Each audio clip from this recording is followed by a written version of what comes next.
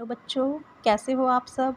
बच्चों, आज हम जो हिंदी की पाठ्य पुस्तक है कक्षा 6 वसंत, उसका जो पाठ नंबर है 2, जिसका नाम है बचपन, और इसकी लेखिका जो है वो कृष्णा सोबती जी हैं, इसे पढ़ेंगे बच्चों। आज हम जो ये बचपन नामक जो ये कहानी है, ये इस कृष्णा सोबती जी ने लिखी है। और इसमें जो कृष्णा सोबती जी है वो अपने बचपन के बारे में बताती हैं कि उनका बचपन कैसा था। तो मैं तुम्हें अपने बचपन की ओर ले जाऊंगी। मैं तुमसे कुछ इतनी बड़ी हूँ कि तुम्हारी दादी भी हो सकती है, तुम्हारी नानी भी, बड़ी बुआ भी, बड़ी मौसी भी। परिवार में मुझे सभी लोग जीजी कहकर ही पुकारते हैं। इसमें जो कृष्णा सोबती जी हैं वो बताती हैं कि मैं तुमसे इतनी बड़ी हूँ कि तुम्हारी दादी भी हो सकती हूँ, तुम्हारी नानी भी, बड़ी बुआ भी और बड़ी मौसी भी। और वो कहती है कि परिवार में उनको सभी लोग जीजी कहकर ही बुलाते हैं। जीजी बोलते हैं दीदी को, कि सभी उनको दीदी कहकर ही बुलाते हैं। हाँ, मैं इन दिनों कुछ बड़ा बड़ा यानी उम्र में सियाना महसूस करने लगी हूँ। शायद इसलिए कि पिछली शताब्दी में पैदा हुई थी। मेरे पहनने ओढ़ने में भी काफ़ी बदलाव आए हैं। पहले मैं रंग बिरंगे कपड़े पहनती रही हूँ, नीला, जामुनी, ग्रे, काला, चॉकलेटी। अब मन कुछ ऐसा करता है कि सफ़ेद पहनो, गहरे नहीं, हल्के रंग। मैंने पिछले दशकों में तरह तरह की पोशाकें पहनी हैं। पहले फ्रॉक, फिर निकर वॉकर, स्कर्ट, लहंगे, गरारे, और अब चूड़ीदार और घेरदार कुर्ते। तो इसमें जो लेखिका जी हैं वो बताती हैं कि वो कह रही है कि अब मैं अपनी उम्र से ज़्यादा बड़ा महसूस करने लगी हूँ। वो शायद पिछली शताब्दी में पैदा हुई थी और इसीलिए वो अपने आप को ज़्यादा बड़ा महसूस कर रही है। जब इन्होंने ये अपनी कहानी लिखी है उस टाइम पे वो बहुत बड़े हो चुके थे एज में, और इसलिए वो अपने बचपन के बारे में बता रहे हैं। वो कहते हैं कि उस टाइम के जो पहनने ओढ़ने में था वो आज के टाइम का में बहुत ही अलग सा हो गया है, बहुत ही बदलाव आए उसमें। वो कहते हैं कि जब पहले थी मैं उस टाइम पे रंग बिरंगे कपड़े पहनना मुझे अच्छा लगता था।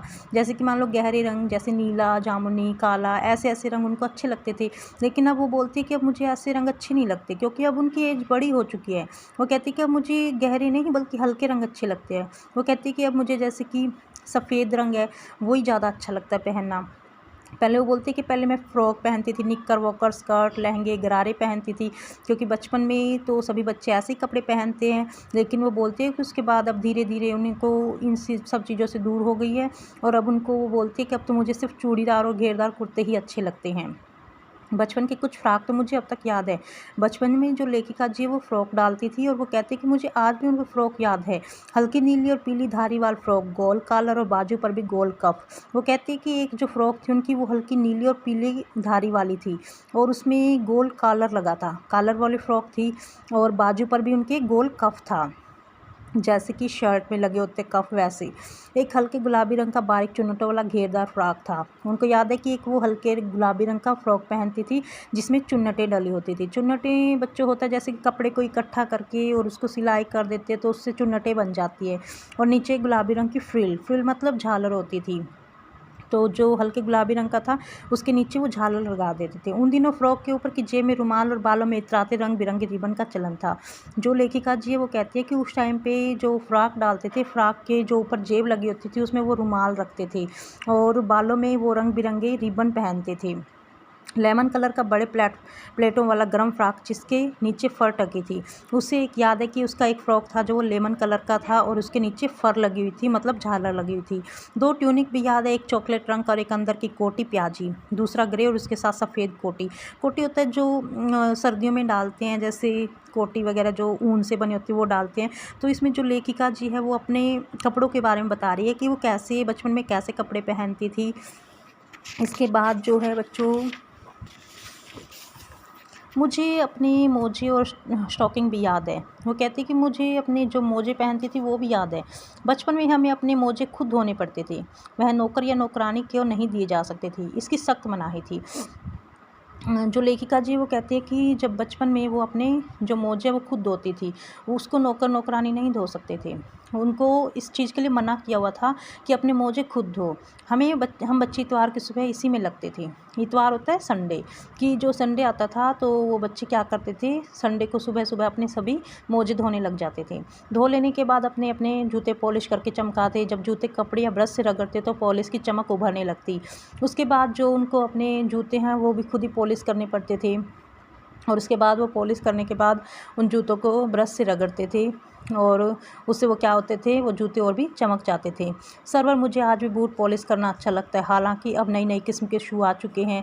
कहना होगा कि ये पहले ही कहीं ज़्यादा आरामदेह। हमें जब नए जूते मिलते उसके साथ ही छालों का इलाज शुरू हो जाता है। वो कहती है कि मुझे बूट पॉलिश करना आज भी अच्छा लगता है, क्योंकि उस टाइम पे वो बूट पॉलिश खुद करते थे, इसीलिए उनको वो आदत बन चुकी है।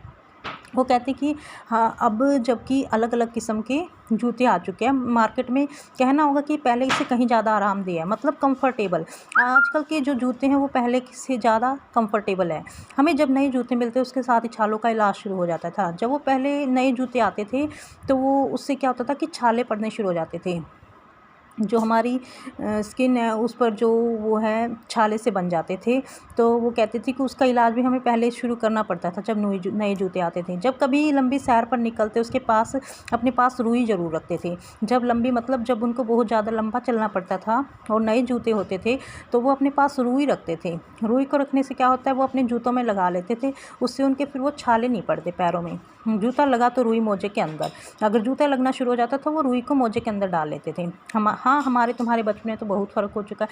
हाँ, जो आज का बचपन है वो तो कुछ बहुत ही अलग सा है। हर शनिचर को हमें ऑलिव ऑयल या कैस्टर ऑयल पीना पड़ता। यह एक मुश्किल काम था। शनिचर को सुबह से नाक में इसकी गंध आने लगती थी। शनिचर होता सैटरडे, कि हर सैटरडे को उनको जो है वो कैस्टर ऑयल पीना पड़ता था और ये बहुत ही मुश्किल काम था। शनिचर को वो सुबह से ही वो क्या होते थे, उनको पता लग जाता था कि आज उसकी गंध से आने शुरू हो जाते थे कि आज उन्हें ऑलिव ऑयल पीना पड़ेगा। छोटे शीशे के गिलास जिन पर ठीक खुराक के निशान पड़े रहते, उन्हें देखते मितली होने लगती थी। जब वो छोटे शीशे के गिलास में डालकर पीते थे ऑयल को, तो जब वो उन गिलास को देखते तो उनको देखते उन्हें क्या हो जाता था कि मितली मतलब उल्टी सी आने लगती थी। जो ये बच्चों देखो साइड में जो दिख रही है वो कृष्णा सोबती जी हैं, ये लेखिका जी हैं और ये अपने बचपन के बारे में बता रही हैं, जो आपको चित्र दिखाई दे रहा है। मुझे आज भी लगता है कि अगर हम नहीं पीते वह शनिवारी दवा तो कुछ ज़्यादा बिगड़ने वाला नहीं था, सेहत ठीक ही रहती। वो कहते कि मुझे पता है कि अगर हम वो ऑलिव ऑयल नहीं भी पीते तो भी हमारी सेहत ठीक रहती। तुम्हें बताऊंगी कि हमारे समय और तुम्हारे समय में कितनी दूरी हो चुकी है, यहाँ तक कि बचपन की दिलचस्पियाँ भी बदल गई है। वो कहती है कि मैं तुम्हें आगे बताऊँगी कि तुम्हारा समय और हमारे समय कैसे बदल चुका है, कैसे इनकी जो दिलचस्पियाँ वो अलग अलग हो चुकी हैं। तो बच्चों, आज हम जो ये पाठ नंबर 2 बचपन है इसको हम इतना ही रीड करेंगे। आगे का जो भाग है वो हम आपको अगली वीडियो में रीड करवाएंगे। Thank you.